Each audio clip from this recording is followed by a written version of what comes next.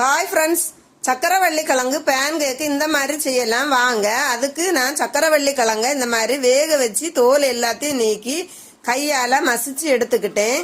எங்க ஊர்ல இந்த சக்கரவள்ளி கிழங்க சீனி கிழங்குன்னு தான் சொல்லுவோம். இந்த சீனி கிழங்க இந்த மாதிரி நல்லா மசிச்சு எடுத்துக்கணும்.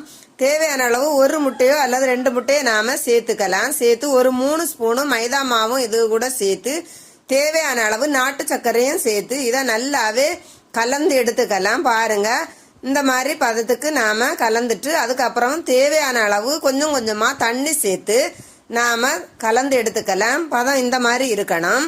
இப்ப நாம ஒரு தோசை தவாவை அடுப்புல வச்சு தேவையான 1 ஸ்பூனு நெய்யோ அல்லது எண்ணெயோ சேர்த்து நாம இந்த மாதிரி மாவை லைட்டா தட்டி விட்டு நாம திருப்பி போட்டு வேக வச்சு திருப்பி போட்டு எடுத்தோம்னா சுவையான சக்கரவள்ளி கிழங்கு பேன் கேக்கு ரெடி ஆயிடும். வீடியோ பிடிச்சுன்னா லைக் பண்ணுங்க.